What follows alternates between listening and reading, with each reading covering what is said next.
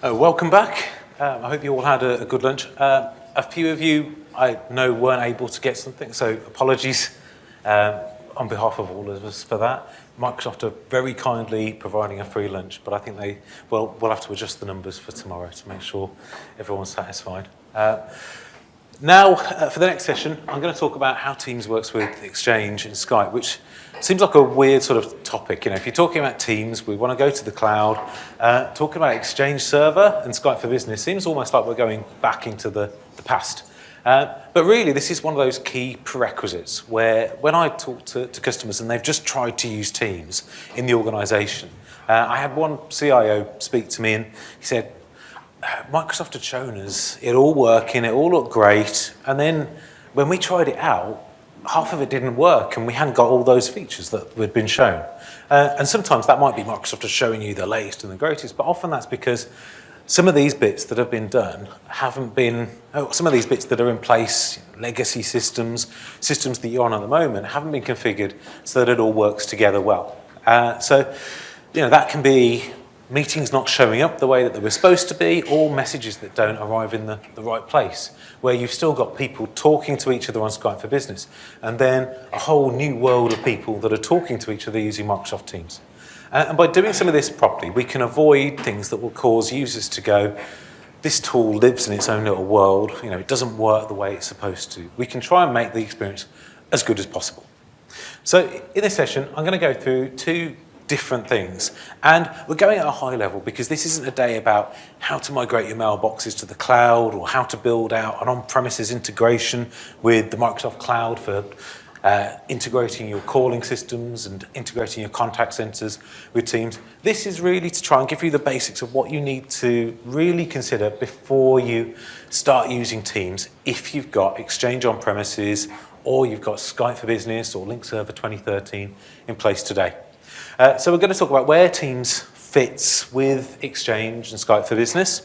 And then after having a look at how it fits into the whole Teams architecture, go through what will hopefully be a useful Exchange Hybrid 101. So the basics on what it is, but from a perspective of Microsoft Teams integration. And also, you know, we talk about all this stuff, it's very nice, but you've been told we need to do Teams now. You know, I want a pilot in the next month, and you look at this and go, this is going to take us 6 months to get to this point, 3 months to get to this point. There's a lot of work we need to do. And although some of the improvements that have came to Exchange Hybrid make some of this a little bit more easy to achieve, we'll go through something that actually Brian blogged about a few weeks ago. He's such a smart person. And I'll show you some of the techniques that he's been using to make it easy to use Teams in a way that doesn't involve any Exchange Hybrid integration at all. And then we'll have a look at how Skype fits into that picture, because you might be using Skype for Business online at the moment, or you might have an on-premises version. What do we need to do so these can coexist? So we'll look at the big picture, how Teams and Skype can coexist, and also if you're running on-premises, what's the basics that you need to achieve to be able to actually start moving people across and get interoperability working between on-premises Skype users and people who are using Microsoft Teams. And go through a bit of that migration experience. There'll be a couple of demos along the way as well. And of course, if you've got any questions, feel free to ask. I'm more focused on the Exchange bits, so my demos are going to be the Exchange demos. Unfortunately, I've not got a hybrid Skype environment to show you today, but obviously, you know, we can talk more about it a bit later if you like. So where does Exchange fit in with Microsoft Teams? So I'll start with the Teams architecture. So Teams itself is composed of lots of different things. And when we talked about Teams standing on the shoulders of giants, connecting to lots of different parts of Office 365, we're talking about lots of different services that it connects to. And that's not just bringing applications in, like being able to see a SharePoint document library within the Teams client itself. It's got hooks into these services within Teams itself.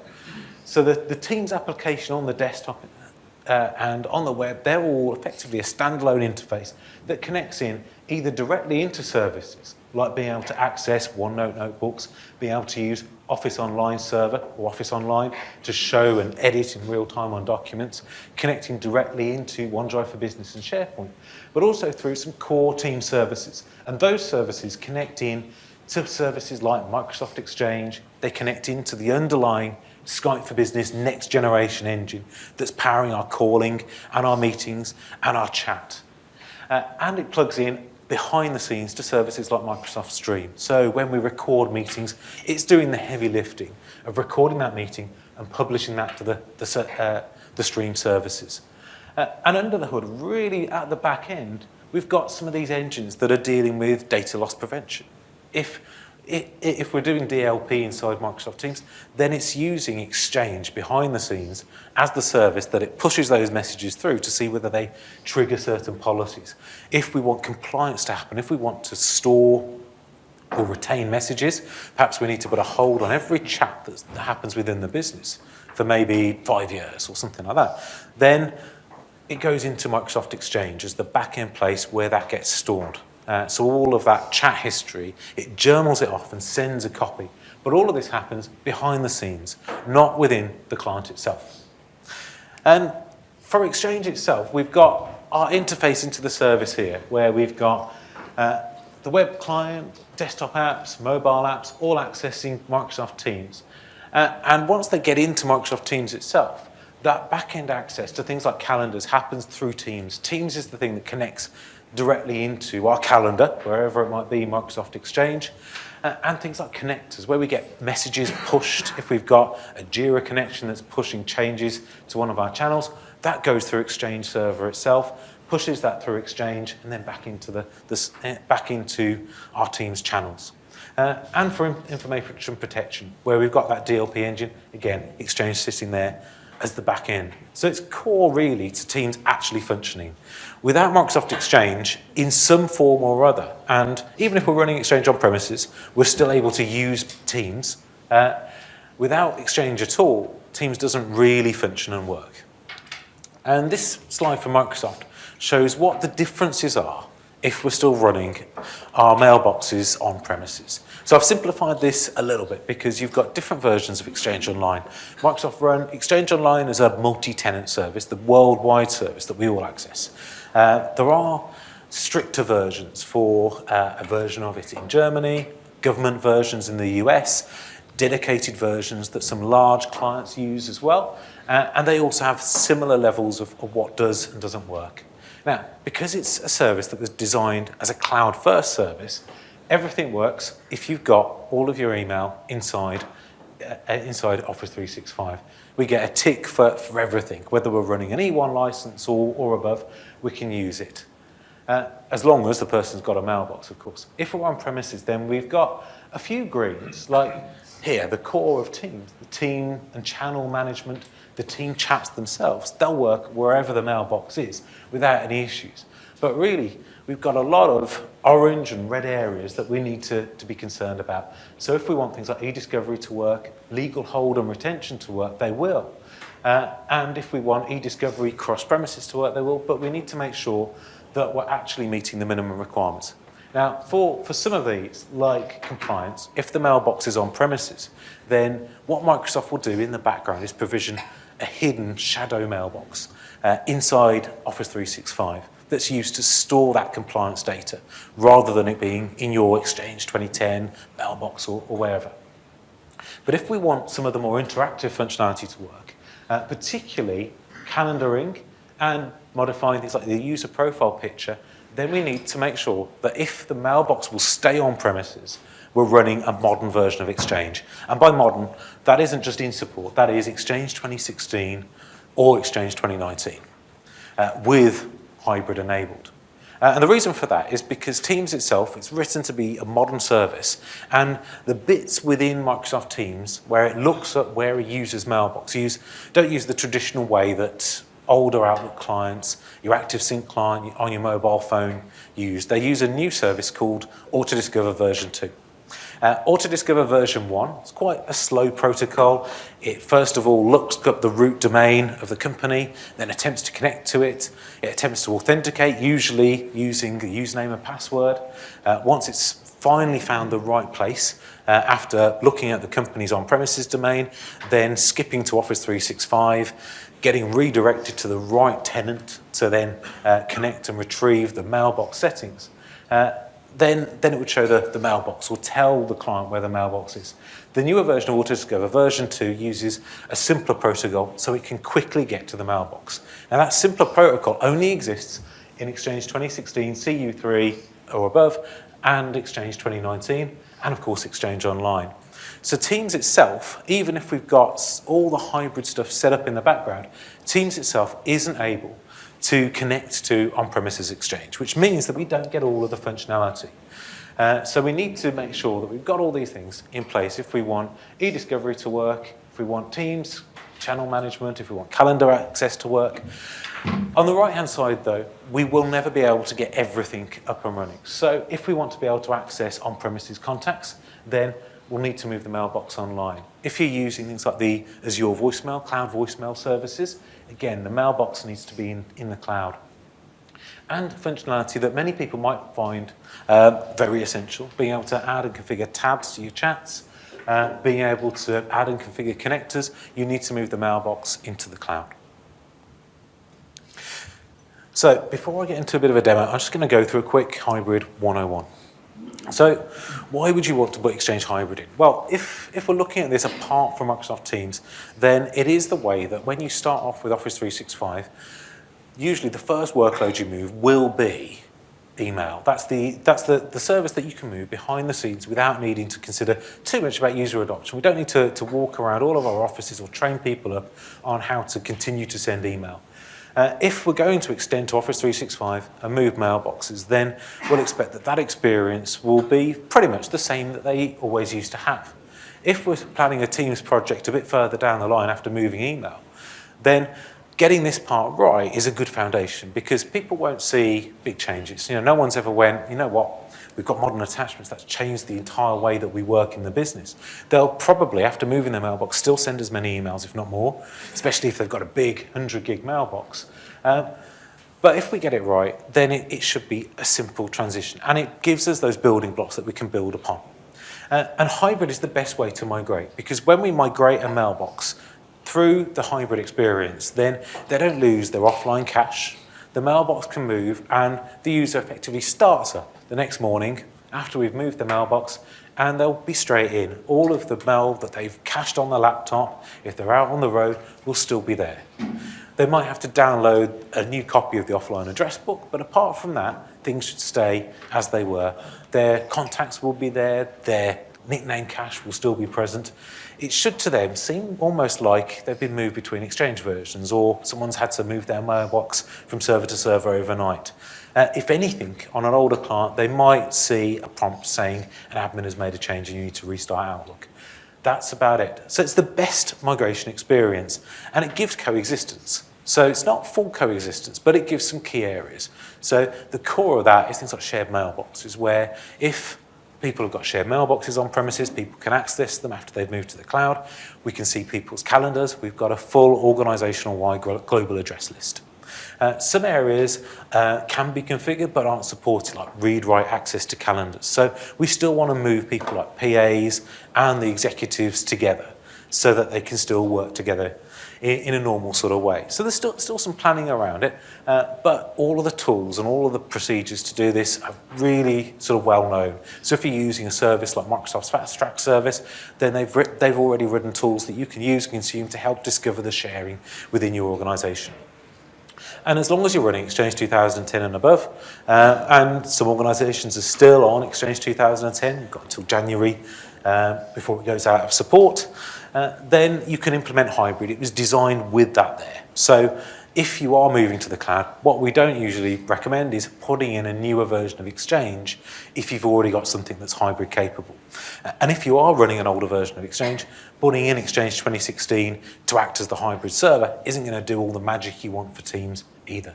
We'll need to move everyone to that newer version, so you might as well just move them all to the cloud if you can. If you do need to keep people on premises, though, for a longer period of time, then you do need to be running a newer version of Exchange. And usually when we're doing this, we're looking at two key parts for this. So there's modern authentication, which Brian talked about, conditional access, multi-factor authentication. For running a new version of Exchange, 2016, 2019, we can enable all that good stuff, have people sign in to Azure AD using those credentials, use those conditional access policies to access their mailbox on premises as part of a single sign-on process. And via the OAuth connector, which we'll show you in a little bit, we've got the connection back to on-premises for Teams, and that's how it's able to access that calendar. So do you need it, though, for Microsoft Teams? Well, obviously, if all your mailbox is already in Office 365, then no, you don't need hybrid today. If you've moved everyone to the cloud and you didn't have hybrid in place, I'm not suggesting go and put it in. You're not going to get anything from it in particular. But if you're planning on migrating to Exchange Online, then hybrid is going to be the best way to get there quickly. Rather than buying a third-party tool to migrate for you, if you've got a simple Exchange organization, you've got a single AD, you've got Exchange servers within a single AD forest, then hybrid is always going to be the easiest way to move your mailboxes to Office 365 and then start really rolling out Teams. But if you are running Exchange 2016 or 2019 and you've been challenged to get Teams up and running and working as best as you can, but migrating email isn't something you can do immediately, or maybe you've got to go half and half and keep people on premises, then it's going to be useful. So enabling full hybrid is going to give you that Teams coexistence, and you'll get that calendar functionality. So the key parts of a hybrid deployment are the Federation Trust, and the Federation Trust is the part that gives us that free busy cross-premises. So if we've moved a mailbox to the cloud and we need to be able to check from our migrated mailbox whether someone's going to be available for a meeting, then Federation Trust gives us that free busy access where behind the scenes it can connect out from Exchange Online and check whether somebody's available on-prem. It also acts as the engine for read-only calendar sharing as well. And we've got that native mailbox move, where I said it gives us that offline cache that's retained during the migration itself.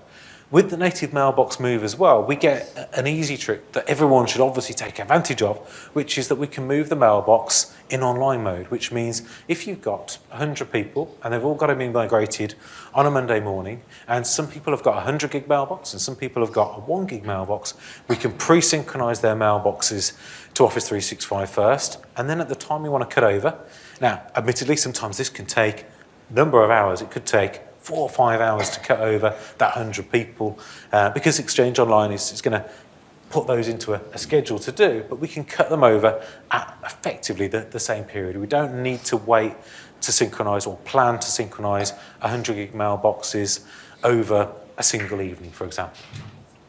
We've got secure mail flow, which means that when we've moved people to the cloud and we're in that mixed mode of operation, then if people have got internal out-of-office replies, then it will still know that they're within our organization. Part of extending to the cloud is that it has a secure channel for SMTP, for email, back and forward to Office 365. With that secure mail flow in place, we know that it's encrypted. We know that that mail originated from our own Exchange organization. Exchange knows what our SSL certificates are on-prem, so it can say, yes, that is contoso.com. They're allowed to send mail, and will allow all of the Exchange headers, voting messages, we know it's internal, all of that can flow both ways. And hybrid model authentication, that is that part. That enables us to enable conditional access. It enables us to use tools like the new Outlook app and have the proper sign-in experience. And the OAuth connection. So making sure that we've got calendar access, but it has some other functionality behind the scenes as well. It's got functionality for managing message records management, so the retention policies for messages, and it allows cross-premises discovery as well. So if you've got a mix of mailboxes between on-prem and online, and you need to discover both to find that message that the legal team are looking for, then you've got a single integrated experience. So I really like hybrid. Really like hybrid, so I've got a whole bunch of slides telling you how great it is. But a single seamless organization. The thing that I always liked about hybrid, the whole experience of it, was that when we were moving to the cloud, we were effectively building an extension out the back of on-premises. It wasn't like a separate hosted service. And when you start that hybrid deployment, when you enable hybrid for your organization, look at it that way. It's not two separate Exchange organizations, it is one. We've extended our Active Directory to the cloud. We have a single set of accounts across on-premises and online. They're kept in sync. When we enable hybrid, then we're looking to do exactly the same thing. We're looking to have a single cross-premises mixed hybrid Exchange organization. So there's two options that you've got, and one of them will be applicable if you're trying to get to it online quickly, and one of them is suitable for that longer term Teams coexistence. So there's two core options when you deploy Exchange Hybrid, and often the recommended one when you run the wizard will be to use minimal hybrid. Minimal hybrid is really giving us that core component to enable us to move mailboxes seamlessly, but it's not giving us everything else. So if we're using minimal hybrid, then we can do things like mail routing, but it's not using that secure mail flow channel. It's using the normal email flow channels that you've already got in place. So if you can email people outside the organization and you can email people on Office 365 today, then it will use that same route that's available to send messages back and forward between on-premises and online. Because we're using Azure AD Connect as the glue to provide our unified global address list to synchronize all our accounts to the cloud, then even if we run a minimal hybrid, then all of that stuff's in place. You'll have a unified global address list before you even run the hybrid configuration wizard. The full hybrid gives us these extra features though. It gives us that free busy sharing, out of office understanding that messages are internal to the organization because we've got that secure SMTP channel, and things like mail tips. If you go to send an email to someone and they are out of the office, before getting that reply back, it can discover that they are out of the office, save you sending that message. That's some of the core functionality that works across premises. And once you sign in to OWA as a user after you've been migrated, it gives us that redirection. So when you sign in, it says, your mailbox has been moved to the cloud, click here to continue. It gives you that extra part. With the minimal hybrid and full hybrid, we can use the same set of tooling. So if we're using the EMC on 2010 and we want to move mailboxes that way, we can do that whether we're in full or minimal hybrid. So we can use our existing tools that we already use day to day to migrate mailboxes to the cloud.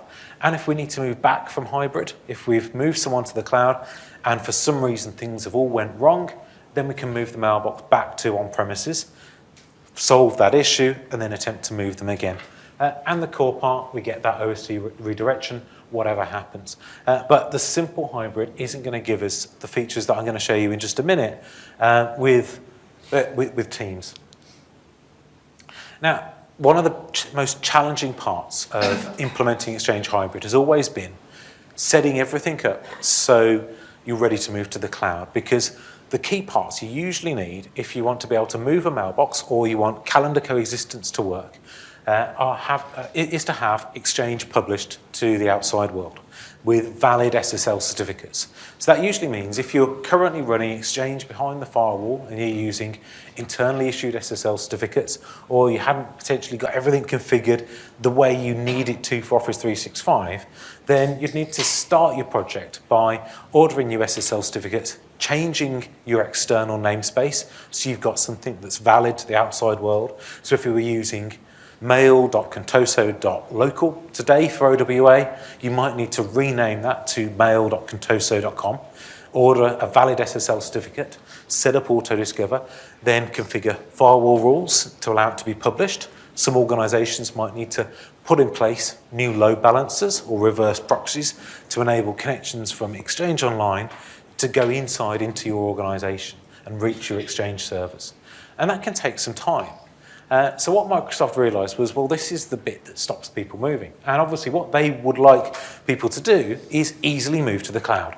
The quicker people onboard into Exchange Online and move mailboxes, the quicker they can start using additional services like Teams. And this is what the hybrid agent is about.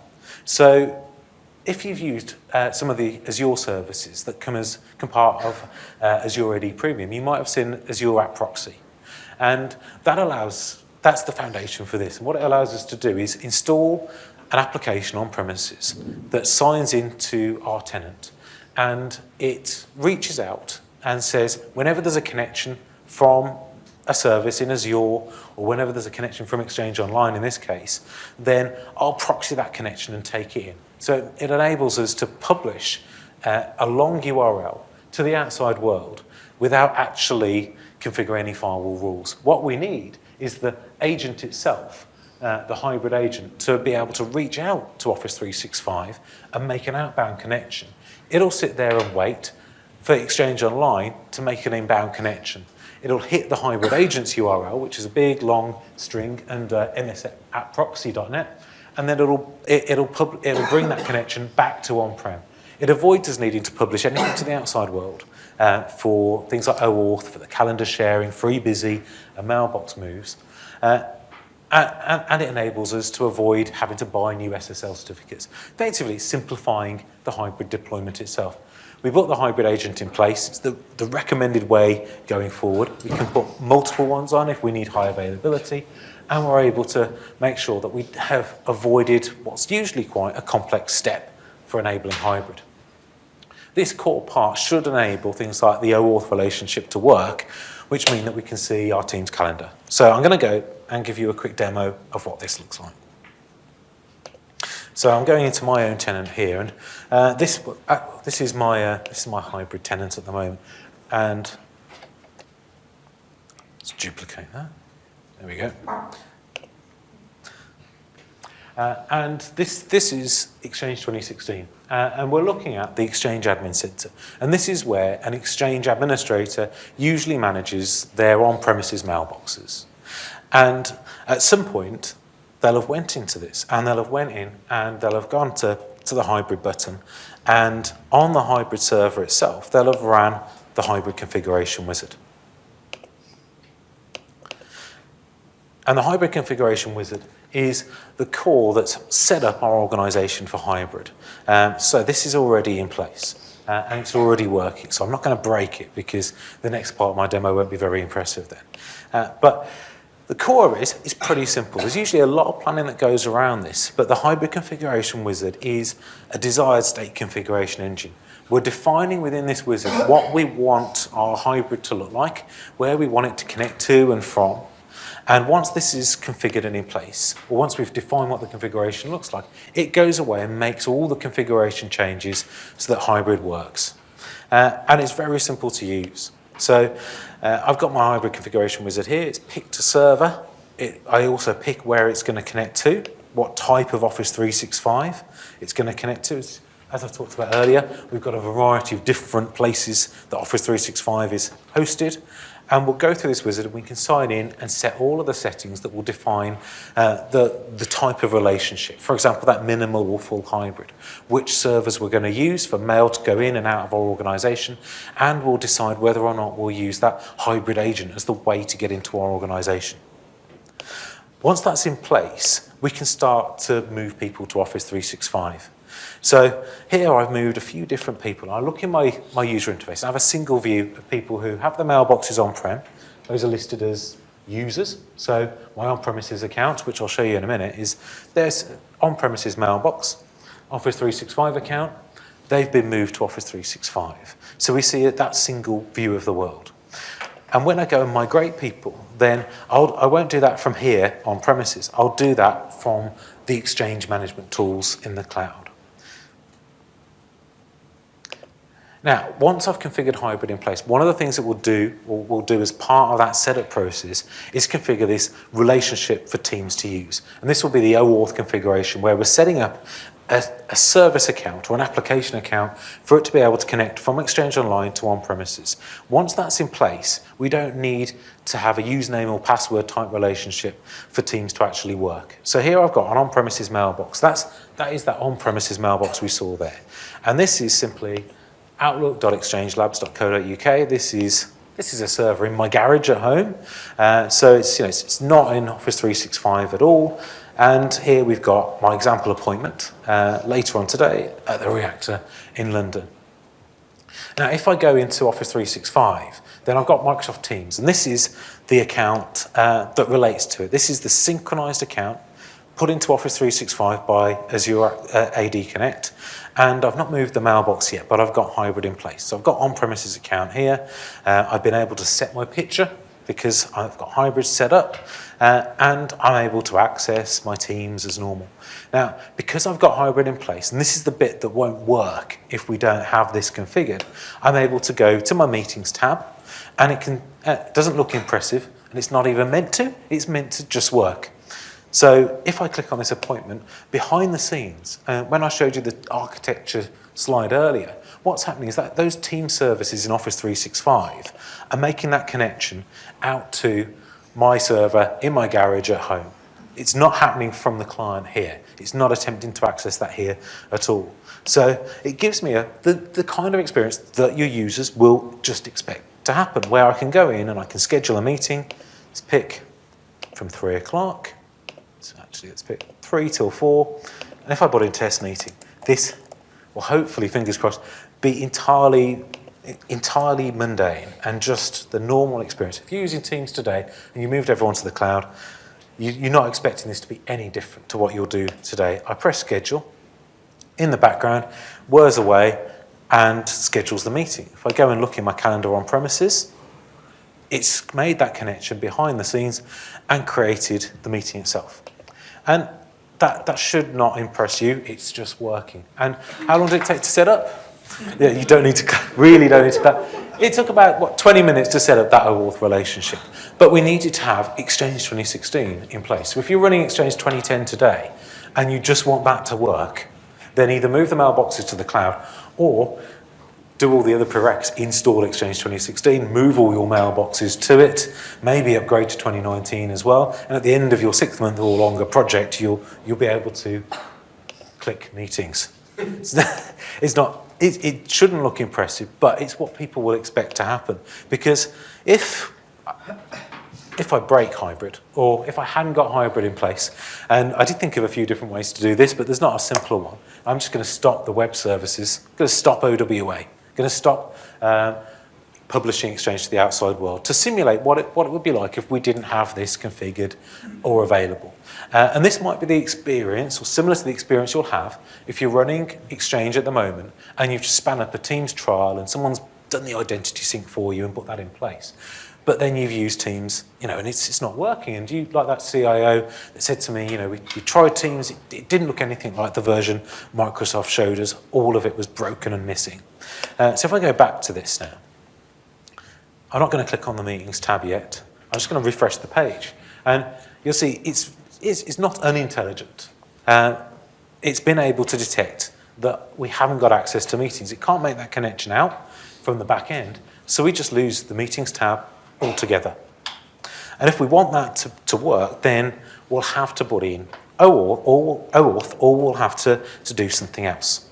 And this is what Brian blogged about on your C7 Solutions blog, actually, the other week. Meetings didn't disappear for me. Is that new? Yes. Okay. Because you used to get an error. Yes, that's what my customer got. Yes. Yeah. So now it varies. Like 2013 on premises, an error. This thought it could do it. So yes, you should get an error. When I tried it here, I didn't get the error I was expecting. So it's either changed, which it can do, or but as of 2 weeks ago, I also got an error with a customer who was looking to do the same thing, and said, I didn't come up with a solution, and I pointed them at your blog while they were setting up those tests. I don't take credit for what others have looked at.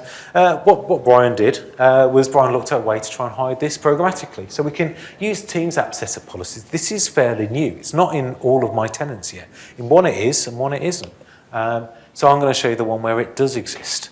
And we create a policy that hides the calendar. Very simple. And then we assign that to individual users. And you'll see this is quite easy to do. We'll do this in the Teams Admin Center. So in the Teams Admin Center here, we've got a Teams app page. I press refresh to make sure it doesn't bomb out halfway through the demo. I press the Teams app page, and we've got Teams app setup policies. So in here, we can create different types of policies to assign to different types of users. And the intention of this is so we can curate a set of applications that a user will have. Because the default is fairly straightforward. We've got let's have a look at our global org-wide policy. We've got the activity tab, the chat tab, Teams itself. We've got calendar, calling, files. That's the default that we've got on the left-hand side. We might want to have a policy that changes what that looks like. And in this case, what we're going to do is we're going to create a new policy, and we'll call it on premises. And to make sure that we don't see any errors and we have an experience where it always hides that calendar, then we pick this from the list and then we simply remove it. Save that new policy. We can add extra apps if we like, but if we're just trying to make sure that that meetings tab isn't going to cause users any discomfort, then we'll create that policy. And we need to say, we'll present Teams as that being the experience that they'll get today. And for that to work properly, then they'll also need to go in, and it's always dangerous, isn't it, to consider opening Outlook in the middle of a presentation or in the middle of a day. I usually try and leave it as closed as often as possible. Thankfully, I didn't need to open the whole thing. I wouldn't have got many emails, but you never know. What we need them to do is use the Teams meeting experience. Now, recently Microsoft have released or updated the add-in for Outlook to support Outlook 2010, which if you're in this sort of situation where you've been told, we've got to do Teams, but you haven't had a chance to update Office on all of your machines yet, yep, I'm here. You know, the one thing they could fix in Outlook is reminders for events that are in the past, right? That's the most annoying thing. Anyway, well, with this add-in, in Outlook 2010, 2013, 2016, 2019, and Office Pro Plus, we can use this as the place where we schedule the meeting from. You know, this is the experience that we'll have to present to users as how it will work going forward. If there's no connection back, there's no hybrid relationship, then if they're going to use Teams and have the Teams meeting experience, schedule meetings with other people, they'll need to do it, unfortunately, unless you've got all these bits in place, through Outlook itself.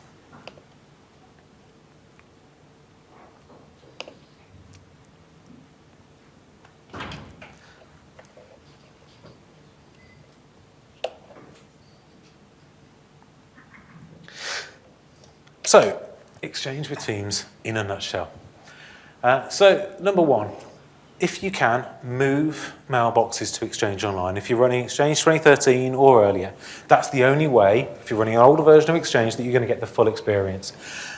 If you're going to move people to the cloud, the best migration experience available will be by using Exchange Hybrid. And as you've seen, we can connect Teams back to on-premises if we're running a newer version of Exchange like 2016 or 2019.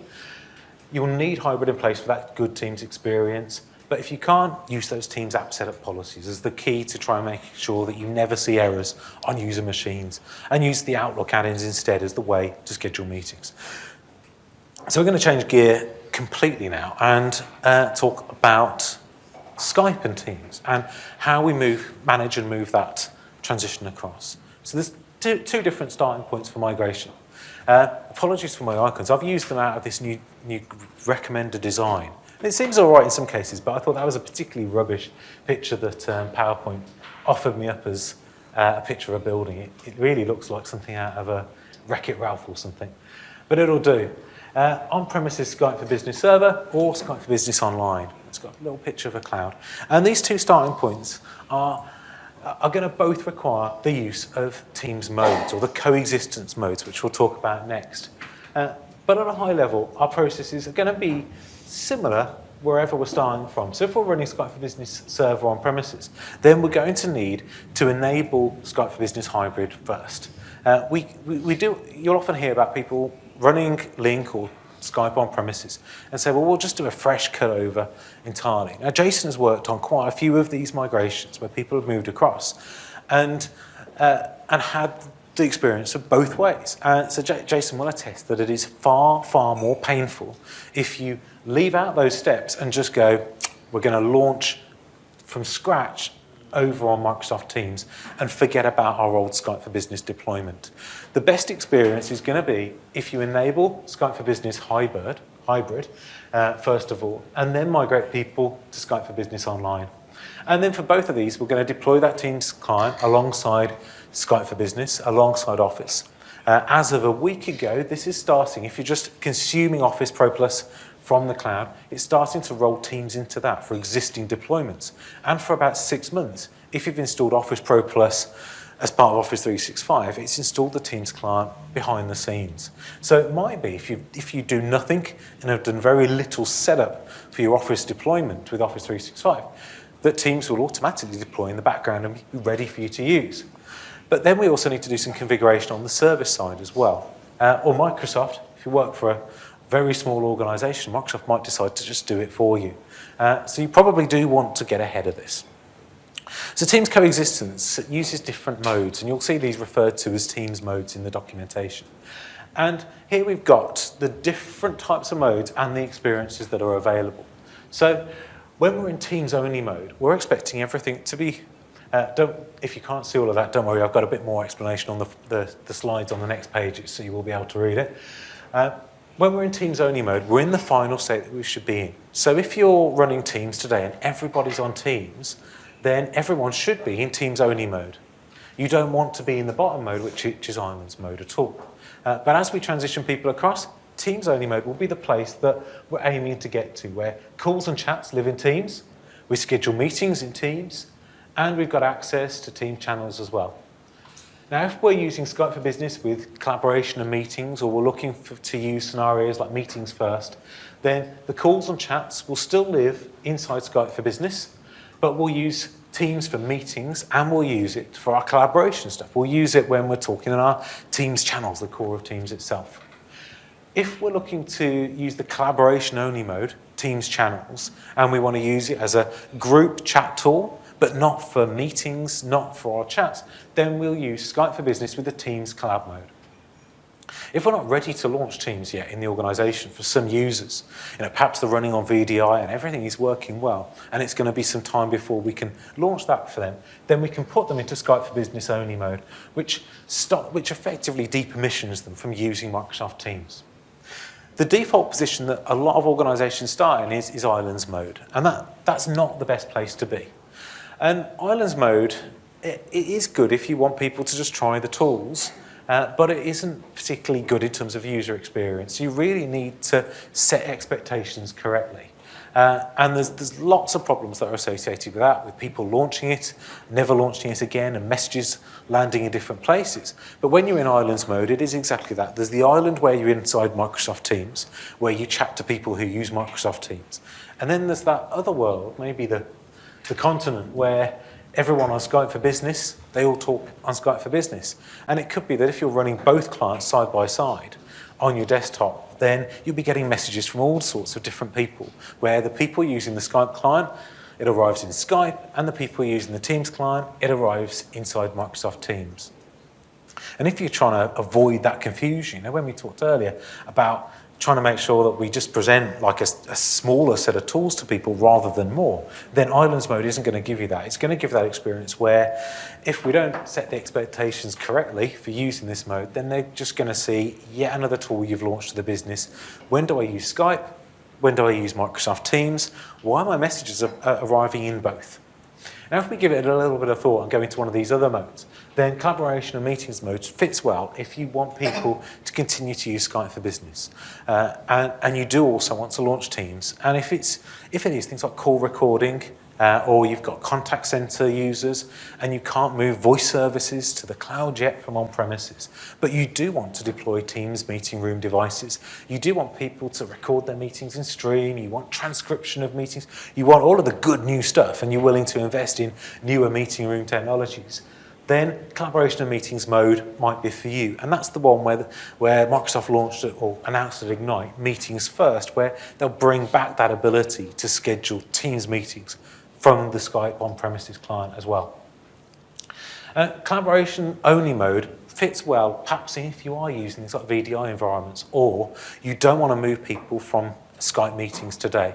If you've heavily invested in devices from vendors that don't support Teams or don't have devices for Teams that support video calling with Teams and can't be upgraded, and there's a longer tail until you've upgraded, then it might be that you're going to use Teams for that collaboration workload. So that's where we're going to be able to do some of the things I showed you earlier, like building our applications inside Microsoft Teams, using Flow for approvals and so on, where we want to get some of the benefits of Teams today. We want people to collaborate better, fit into that inner circle of communications, but we can't move them from the thick client.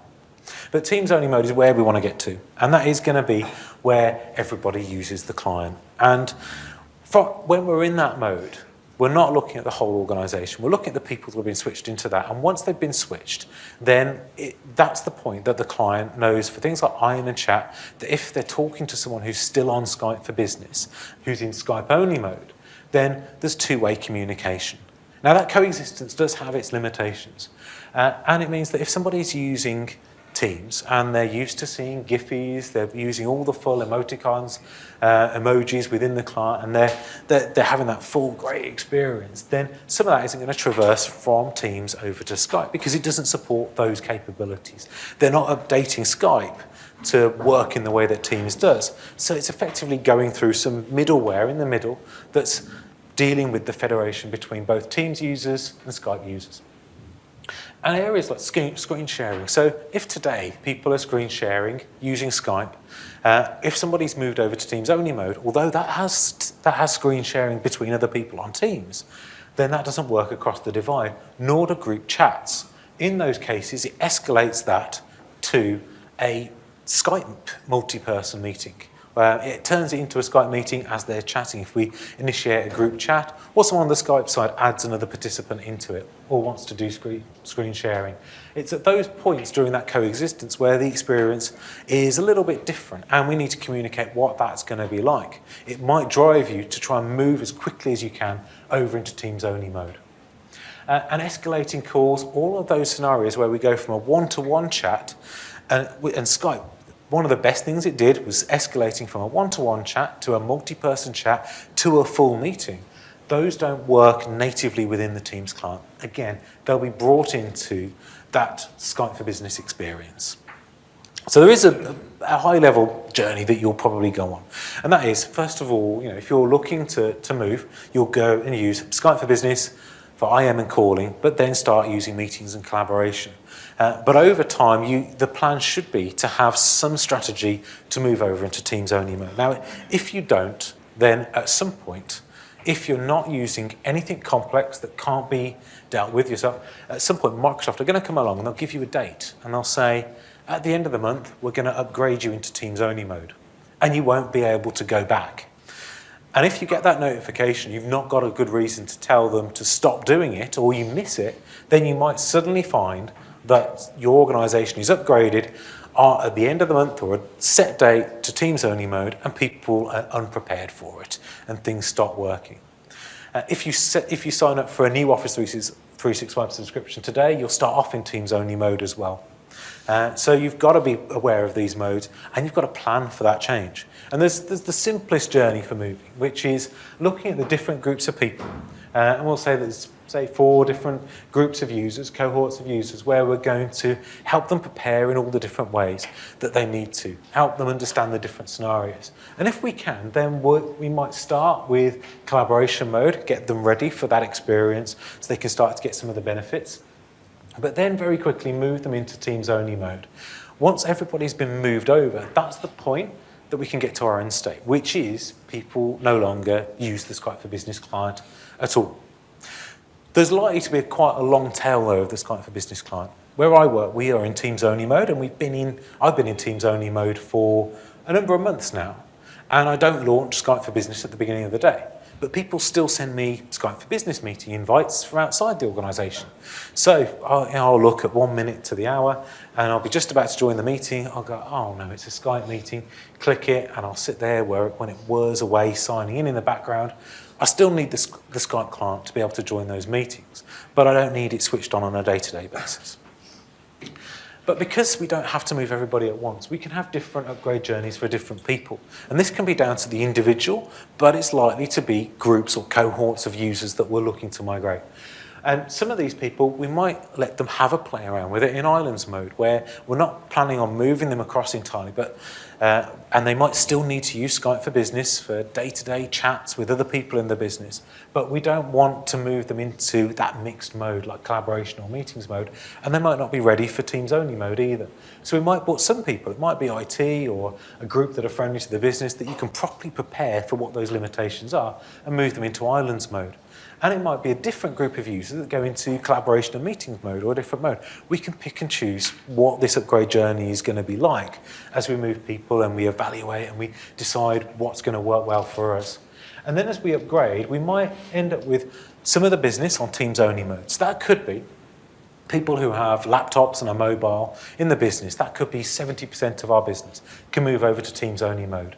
And we might have a set of users, that might be today VDI users, that might be people who work in our contact centre that need Skype for Business today. Those users might be the people that live in collaboration and meetings mode at that point. And again, we're aiming for that end state where it's always going to be, however long it takes, Teams only mode, because there's not really going to be, realistically, a long-term end tail for Skype for Business. Maybe there'll be another new version, who knows, but new features aren't going to arrive in it. The best plan to make is one for Microsoft Teams. So to finish off today, I'm going to give you a bit of a run through of what Skype Hybrid is and what you need to enable it.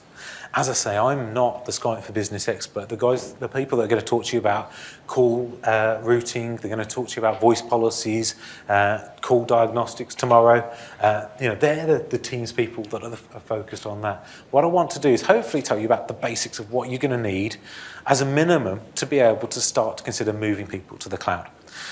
So our minimum requirements, first of all, we need Skype for Business online licenses. If you've got Teams licenses, if you've got an Office 365 E3 plan, then it's likely you've got these. So most organisations, anybody on an enterprise plan should have those within their subscription. And if you're using Exchange Hybrid, if you're also planning on using hybrid identity, if you're planning on allowing people to sign into Office 365 using the current AD credentials, then you're likely synchronizing to Office 365 using Azure AD Connect. And we need people to either have password sync in place or Active Directory Federation services or a third-party identity provider. They need to be able to sign in with some sort of common credential into Office 365. And we need it deployed within our Active Directory. I don't believe it's supported if you're using a hosted third-party Skype for Business provider. We have to use that within our own environment. We need to have some of the parts enabled that allow external connectivity. So at a minimum, we need edge servers deployed within the organisation, and we need to be running at least Link Server 2013 or Skype for Business 2015 or 2019 on-prem. The mailbox will need to be moved to Exchange Online as part of this process, and we need to make sure we've got the right configuration in place. You don't need ExpressRoute to be able to do this. The recommendation for a few years now, after Microsoft initially recommending ExpressRoute, is not to use it. The recommendation now, if you're looking to connect voice services into Office 365, is to, if you can, use direct routing and use ISPs that have good peering with Microsoft. Only use ExpressRoute if it's absolutely required. And we'll go through the following steps. So we need to make sure that our domains on-prem, our SIP domains, are validated within the Office 365 tenant. We need to set up Azure AD Connect and synchronize our directory to the cloud. People need to be able to sign in. And if we haven't already, then we'll need to deploy edge servers to make sure that the cross-premises traffic, IM and chat that's going between our on-premises Skype for Business users and people who've been migrated can go through the edge servers. We need to make sure that we've got federation enabled. That will make sure that chats will traverse the boundaries between the environments, and we'll need to update our environment so we've got split domain. And that's so that the SIP domain that people use, like contoso.com, can be shared between our on-premises Skype for Business deployment and our online environment, so they're all sharing the same namespace. We need to make sure that we've got networking, firewall configuration in place. It needs to be published correctly to the world. The UI, when we're configuring our Skype for Business servers, need to be able to reach out and make that hybrid configuration. And we'll need to have Skype for Business PowerShell to use for the migration itself. We'll need to move people manually using PowerShell over from on-premises to online as we move them across. By enabling hybrid, they won't suddenly go into the cloud. We'll move people one by one. So when we get to Teams only mode, what does it look like? So Teams only mode, if you're just using Teams today, I'm not going to show you just Teams like we showed you at the beginning of the day, because the basics of that are what you'd normally expect, where we've got our phone system, we can do chat, calling, meetings, everything's enabled when we're in Teams only mode. From the client side in Skype for Business though, this is the client that will either launch and leave running in the background, or it will get automatically launched when we click on links. Now, from a Skype for Business user perspective, it's telling them that things have changed. And it says your organisation has now moved to Microsoft Teams. So as soon as you launch Skype for Business, after moving someone into Teams only mode, waiting a number of hours, say 8 hours after switching them over, what they should see when they open up Skype for Business is this is the front user interface. It's a splash screen that will always show when they launch the client. And it's telling them that they can go to Microsoft Teams, and it's also going to inform them that things have moved across. Functionality has been reduced within the Skype for Business client. And when they look inside Skype for Business, if they pressed here, Start Skype for Business, then they'll see the normal UI, but you'll see that we've lost some of our contacts, we've lost the ability to start new meetings or create new meetings, start new chats from the client. And instead we've got a history tab and we've got a list of our meetings, and that's giving us access to our existing, ongoing or scheduled Skype for Business meetings and the links to our Microsoft Teams meetings.